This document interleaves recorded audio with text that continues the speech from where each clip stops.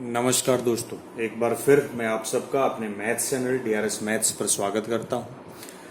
आज हम लोग टाइम एंड वर्क का लेक्चर नंबर 10 डिस्कस करेंगे, जो कि इफिशियंसी बेस्ड यानी क्षमता पर निर्धारित चल रहा है सीरीज, उसका दूसरा लेक्चर है।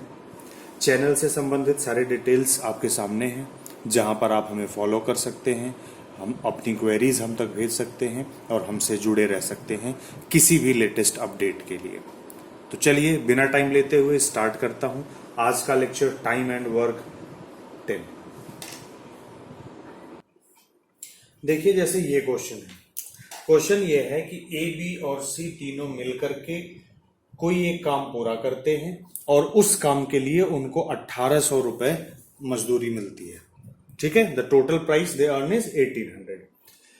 ए 6 दिन के लिए काम करता है, बी 4 दिन के लिए काम करता है और सी 9 डेज के लिए 9 दिन के लिए काम करता है। तो आपको ये बताना है कि ए को कितना पैसा मिलेगा अगर उनको मिलने वाले पैसों का अनुपात, the ratio of the wages is 5:6:4। इसका मतलब क्या है, पहले ये देखिए। ये हो गया A, B and C. W for wages उसका रेशियो आपको मालूम है 5, 6 एंड 4। 5:6:4 इस रेशियो में इनको ये मिल रहा है। कहने का मतलब ये हुआ कि अगर ए को 5 रुपए मिलता है, बी को 6 रुपए मिलता है, तो सी को 4 रुपए मिलता है। ये डेली वेजेस है। एक दिन का ए को 5 रुपए, बी को 6 रुपए और सी को 4 रुपए, मतलब इस अनुपात में उनको पैसे मिलते हैं। ठीक है, अब आइए यहां पर हम डेज देखते हैं, जितने दिनों के लिए उन्होंने काम किया। ए ने काम किया 6 दिन के लिए, बी ने काम किया 4 दिन के लिए और सी ने काम किया 9 दिन के लिए। ये डेज हो गया, ये वेजेस हो गया। क्लियरली देखिए, जब भी ऐसा क्वेश्चन आए उनको वेजेस का रेशियो गिवन हो और डेज दिया हो कि कितने कितने दिन उन्होंने काम किया है, तो आपको कुछ नहीं करना, बस इन सबको आपस में मल्टीप्लाई कर दो सीधा। ए को एक दिन में अगर 5 रुपए मिलता है तो 6 दिन में कितना मिलेगा, 6 × 5 30 रुपीज। बी को 6 मिलता है एक दिन में तो 4 दिन में कितना मिलेगा, 24। सी को अगर 4 रुपए एक दिन में मिलता है तो 9 दिन में कितना मिलेगा, 36। और ये अभी रेशियो है इनके पैसे के बंटवारे का। अभी टोटल पैसा भूल जाओ। अभी ये देखो, क्या ये किसी एक कॉमन नंबर से डिवाइड होगा? बिल्कुल डिवाइड होगा। 6 से डिवाइड करेंगे तो 6 5 जा 30 होगा, 6 4 जा 24 होगा, 6 6 जा 30। ये उनका हुआ टोटल अर्निंग। ये क्या हो गया, अर्निंग हो गया, या शेयर हम कहते हैं। इस वाले पैसे की केस में अगर हम बोलें तो ये इनका शेयर हुआ। ठीक है, अब इस पूरे 1800 रुपए में जब ये 1800 रुपए बटेगा, डिवाइड होगा ए बी और सी में, तो ए का हिस्सा होगा 5, बी का होगा 4 और सी का होगा 6, और ये टोटल मिला करके होना चाहिए 1800। तो यहां पर इसको टोटल करिए तो ये 6 4 10 5 15, ये टोटल आ रहा है 15 तो एक चीज याद रख लीजिए, कभी भी अगर कोई एक पैसा 2 या 3 या 4 जितने भी लोगों में एक अनुपात में अगर बांटना हो, एक रेशियो में डिवाइड करना हो, तो सबसे पहले किसी एक पार्टिकुलर का शेयर निकालने के लिए ये टोटल अमाउंट लिखो, डिवाइडेड बाई इन सभी रेशियो को ऐड करके लिखो, ये हो गया 15। अब जिसका शेयर निकालना है उसका रेशियो टर्म न्यूमरेटर में रख दो। हमको चाहिए ए का शेयर, ए का रेशियो है 5, तो हम यहां पर लिख देंगे 5। अब इसी को आप मल्टीप्लाई कर लीजिए, सॉल्व कर लीजिए, जो आंसर आएगा वही आपका करेक्ट आंसर होगा। 15 से 180 को कैंसिल करेंगे तो आएगा ये 12 और एक 0 है तो 120, 12 5 जा 60, ये हो गया 600 रुपए। ये किसका पैसा है, ए का। अगर आपको बी का पैसा चाहिए तो बी के लिए यहां 5 की जगह पर ये 4 रखना पड़ेगा, तो ये कितना हो जाएगा, 120 × 4 यानी कि 480 रुपीज होगा। अगर आपको सी का पैसा चाहिए तो यहाँ पे 6 रखना पड़ेगा, तो 12 6 जा 720, ये सी का पैसा हो जाएगा। किसी का भी पैसा आप निकाल सकते हो। ठीक है, समझ गए? देखिए, जैसे ये क्वेश्चन है कि अ मैन अर्न्स, एक आदमी है जो 2000 रुपए पहले 50 घंटों के लिए कमाता है एक हफ्ते में, यानी कि 50 आवर्स में उसको मिलता है 2,000 रुपये एक हफ्ते में, तो 1 आवर्स का कितना होगा भाई, इस 2,000 को 50 से डिवाइड करो तो उसकी रेगुलर इनकम हो गई ₹40 पर आवर। ठीक है, 40 रुपए एक घंटे का, भाई 50 घंटे का उसको 2,000 मिलता है, तो एक घंटे का कितना मिलेगा, 40 रुपए। ठीक है, और उसको 1.5 टाइम्स यानी 1.5 गुना पैसा मिलता है रेगुलर टाइम का जब वो एक्स्ट्रा काम करता है। 1.5 गुना ज्यादा का मतलब एक्स्ट्रा आवर्स के लिए उसको कितना पैसा मिलता है, एक्स्ट्रा आवर्स के लिए 1.5 गुना, यानी कि ये 40 है, इसको 1.5 से गुणा कर दो, यानी कि 1.5 से इंटू कर दो, तो 60 रुपए घंटे उसको मिलेंगे जब वो एक्स्ट्रा घंटे काम करेगा। यानी कि 50 घंटे तक एक हफ्ते में, इन अ वीक, एक हफ्ते में यानी कि 7 डेज में पहले 50 घंटे तक का उसका जो पेमेंट है वो 2,000 रुपए है। अगर वो इस 50 घंटे से एक्स्ट्रा कोई भी घंटा काम करेगा तो एक्स्ट्रा घंटे के लिए उसको 60 रुपया पर आवर के रेट से मिलेगा। पहले रेगुलर इनकम क्या है, 40 रुपए पर आवर, और एक्स्ट्रा इनकम क्या है, 60 रुपया पर आवर। अब आपसे बोल रहा है कि उसको कितने एक्स्ट्रा घंटे काम करने पड़ेंगे, how many extra hours he has to work to earn ₹2,300 in a week. तो आप ये देखो, उसको कुल पैसा कमाना है 2,300 रुपए।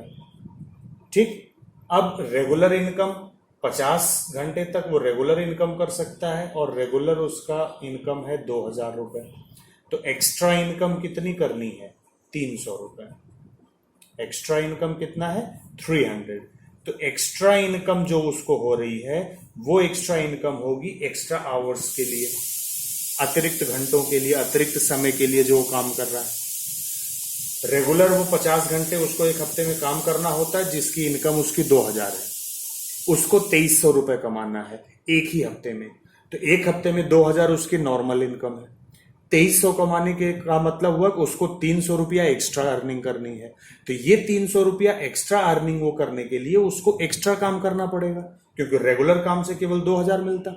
एक्स्ट्रा काम करने के लिए उसको 300 रुपए मिल रहे हैं, तो कितने घंटे का 300 रुपया होगा वो एक्स्ट्रा इनकम रेट से निकाल लो। एक घंटे का 60 रुपया होता है, तो 300 रुपए कितने टाइम का होगा, divided by 60 is equal to हो गया 5 आवर्स। 5 घंटे उसने एक्स्ट्रा काम किए उस हफ्ते में, उस एक्स्ट्रा 5 घंटे का उसको 300 रुपया मिला, और रेगुलर टाइमिंग का 2,000 रुपए मिला, तो टोटल मिला के 2,300 रुपए हो गया। क्लियर। अगर आपसे ये पूछता कि उस हफ्ते में उसने कुल कितने घंटे काम किए, टोटल वर्क बताइए, टोटल वर्किंग आवर्स अगर आपसे पूछता ऑफ द वीक, तो कितना हुआ, 50 घंटे रेगुलर था, 5 घंटे एक्स्ट्रा है, तो टोटल वर्किंग आवर्स हो गया 55 आवर्स। ठीक है, आई बात समझ में। अगला क्वेश्चन देखिए। अब जैसे ये क्वेश्चन है कि ए का 2 दिन का जो काम है वो बी का 3 दिन के काम के इक्वल है। इट मीन्स ये हो गया ए, ये हो गया बी, ये हो गया नंबर ऑफ डेज। इसका 2 दिन का काम इसका 3 दिन के काम के बराबर है। ठीक है, अब आपको दे रहा है कि अगर ए उस काम को 8 दिन में पूरा कर रहा है, तो टाइम टेकन बाई बी उस काम को कितने टाइम में पूरा करेगा। तो यहां पर कुछ भी ज्यादा सोचने की जरूरत नहीं, आप सीधा सीधा देखो कि 2 दिन का काम इज इक्वल टू 3 डेज का वर्क है, तो ए का ही 8 डेज का जो वर्क है वो बी का कितना डेज के वर्क के इक्वल होगा। तो आप देखो, इसको हमने सिंपली 4 टाइम्स बढ़ाया है, तो इसको भी आप सिंपली 4 टाइम्स बढ़ा दो। ठीक है, तो क्या हो जाएगा, 4 3 12 डेज। आंसर सिंपल है, 12 डेज, कुछ भी अलग से करने की जरूरत नहीं। यहां पर डायरेक्टली उनका रिलेशन ही दे दिया, ए 2 दिन में जितना काम करेगा बी 3 दिन में उतना काम करेगा।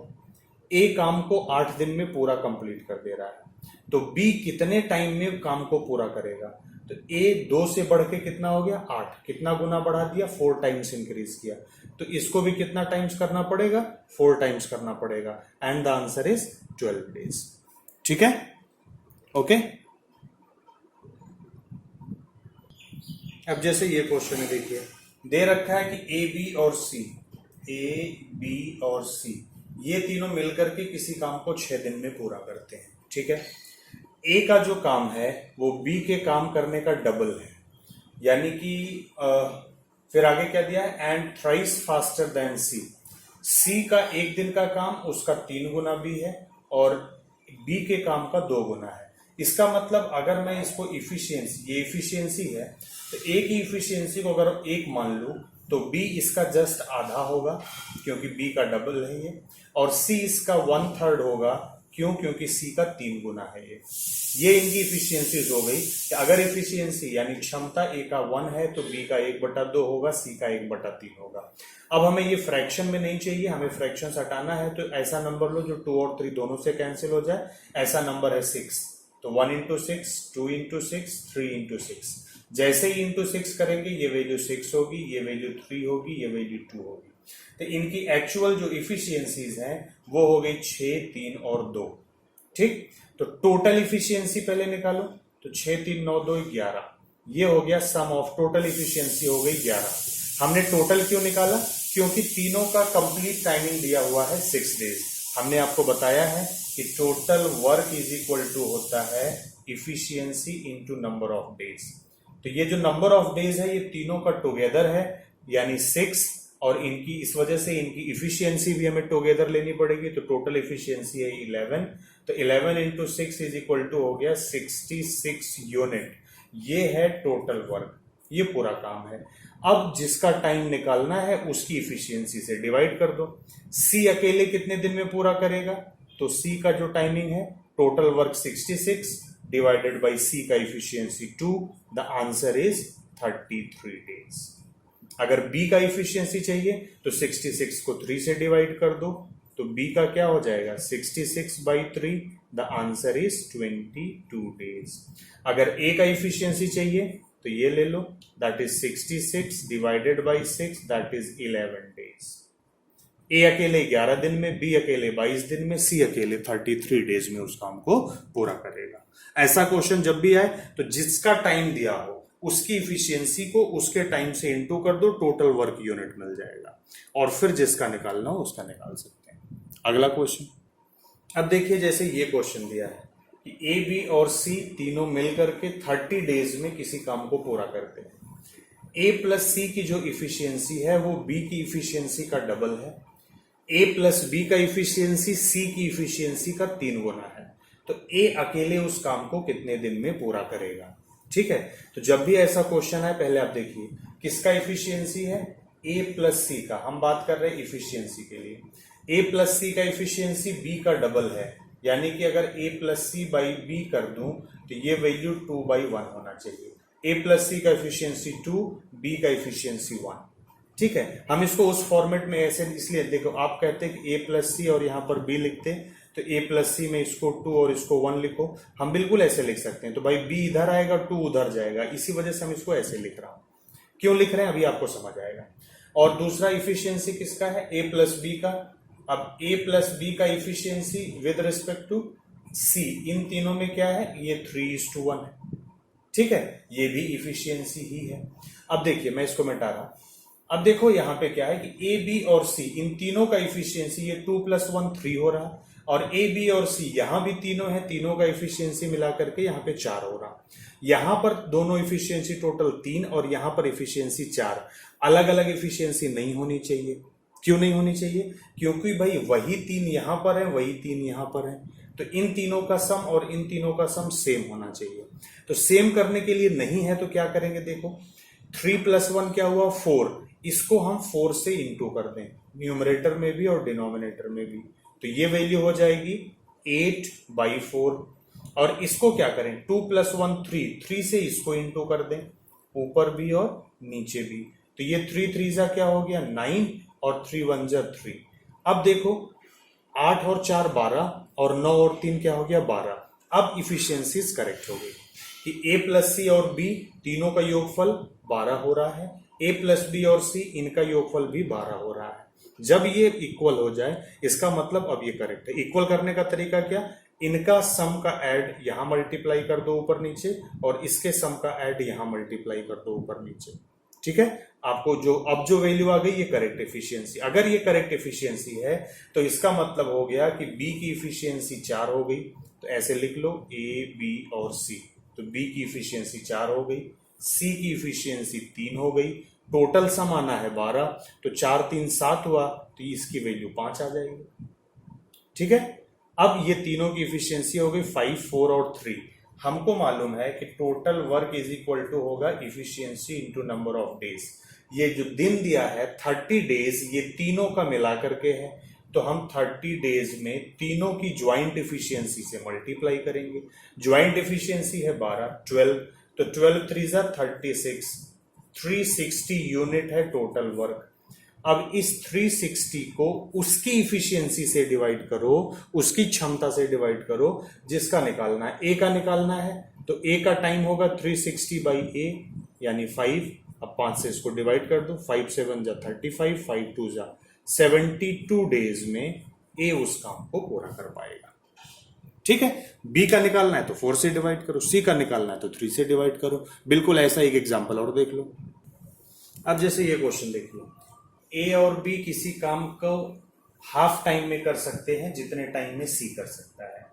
बी और सी उसी काम को 1/1/3 टाइम में कर सकते हैं जितने में ए कर सकता है। अगर तीनों मिल करके उस काम को 20 डेज में कंप्लीट करते हैं तो वो अलग अलग कितने टाइम में करेंगे, ये चीज आपको बता। तो सबसे पहले देखो भाई, ये पहले क्या दिया है, ए एंड बी, इसका मतलब ए प्लस बी ले लो। देन कंपेयर कर रहा है सी से, तो बाई सी। जितना टाइम सी लेगा उसका हाफ टाइमिंग ये लेंगे। तो यहां पर हम लिख दे रहे हैं टाइम और यहां पर लिखेंगे इफिशियंसी। ठीक है, टाइम क्या है, अगर सी 2 टाइम ले रहा है तो ए प्लस बी उसका आधा यानी 1 टाइम लेंगे। तो ये 1 और 2 का रेशियो हो गया 1/2। तो इफिशियंसी क्या होगी, 2/1 हो जाएगी। हमने बताया टाइम का बिल्कुल उल्टा इफिशियंसी होता है। दूसरा बी प्लस सी, क्या है, बी एंड सी। तो इसका मतलब हुआ कि बी प्लस सी और ए का 1/3 टाइम लेते हैं, यानी कि ए अगर 3 टाइम लेता है तो इसका 1/3 यानी कि 1 टाइमिंग ये लेते हैं। तो इफिशियंसी इनका क्या हो जाएगी, 3/1 हो जाएगी। नहीं समझे भाई, ये कह रहे हैं कि जितना टाइमिंग सी लेगा उसका आधा टाइम ए और ए प्लस बी लेंगे। तो सी अगर 2 टाइम लेता है तो ए और बी कितना टाइम लेंगे, जस्ट हाफ यानी कि 1। तो टाइम का जो है उसी का ठीक उल्टा इफिशियंसी होता है। ये फ्रैक्शन अभी आप देख रहे हैं, इसको फ्रैक्शन मत समझिए। ये क्या है कि ए प्लस बी, सी अगर 2 टाइमिंग ले रहा है तो 2 घंटे मान लो ले रहा है, तो ए प्लस बी 1 घंटे में उस काम को पूरा कर रहा है। इफिशियंसी इसका ठीक उल्टा होती है, तो इसका मतलब 1 घंटे में ये 2 काम करेगा, ये 2 घंटे में 1 काम करेगा। इस तरह से ये कर रहा है। फिर आगे क्या है, बी प्लस सी जितना टाइमिंग ले रहा है वो टाइमिंग ए की टाइम का 1/3 है। ए अगर 3 टाइम ले रहा है यानी 3 घंटे में कोई काम कर रहा है, तो बी प्लस सी उसी काम को इसका 1/3 यानी कि 1 घंटे में कर दे रहे हैं। तो इफिशियंसी ठीक उल्टा हो गई। इसका मतलब ये हुआ कि बी प्लस सी 1 घंटे में 3 काम और ए 1 घंटे में 1 काम करता है। यहां तक हो गया, टाइम का ठीक उल्टा इफिशियंसी हो गया। अब फिर से वही बात आ गई, देखो ये ए प्लस बी प्लस सी है और ये भी ए बी सी, तीनों यहां भी हैं, तीनों यहां भी हैं। तो ये टोटल सम और ये टोटल सम इक्वल होना चाहिए था, यानी कि ये 2 1 3 और 3 1 4 अलग अलग हैं। तो क्या करो, इसमें भी ऊपर 4 और 4 से इंटू करो तो ये 8/4 हो गया, और 2 1 3 से यहां इंटू करो तो ये 3 और 3 से इंटू किया तो ये 9/3 हो गया। अब ए बी सी 12 और ये भी ए बी सी 12, ये टोटल 12 पूरा हो रहा है। तो फिर से ए बी और सी लिखो। अब यहां पर देखो, नीचे सी है नीचे 4 है, तो सी की वैल्यू 4 हो गई। यहां पर ए है यहां पर 3 है, तो ए की वैल्यू 3 हो गई। टोटल 12 होना चाहिए, तो 4 3 7, बी की वैल्यू 5 हो गई। ये इनकी इफिशियंसीज हैं अलग अलग। ठीक है, चलो अभी हम देखते हैं तीनों का मिला करके टोटल टाइम है 20 दिन। तो हमको पता होना चाहिए टोटल वर्क यूनिट, तो टोटल इफिशियंसी इंटू डेज या टाइमिंग जो कह लो। तो इफिशियंसी कितनी है, मिला करके 12 और दिन है 20, तो टोटल वर्क यूनिट हो गया 240। ठीक, ए का टाइम चाहिए, बी का टाइम चाहिए और सी का टाइम चाहिए। तो 240 को ए की इफिशियंसी 3 से डिवाइड करो, ए का टाइम आएगा 80 डेज में अकेले पूरा करेगा। 240 को 5 से डिवाइड करो तो क्या हो जाएगा, हाँ 5 चौको 20, 5 अट्ठे 40, 48 डेज में ये पूरा करेगा। और 240 को सी का इफिशियंसी 4 से डिवाइड करो तो ये आंसर 4 से डिवाइड करने पर ये आ जाएगा 60 डेज। तो ये इनके अलग अलग काम करने का टाइमिंग हो गया। ठीक है, तो इस तरह से ऐसे क्वेश्चंस को आपको सॉल्व करना है। उम्मीद है इससे आपको मदद मिलेगी। वीडियो को ज्यादा से ज्यादा लोगों तक पहुंचाएं, बस यही आपसे गुजारिश है। Thank you so much.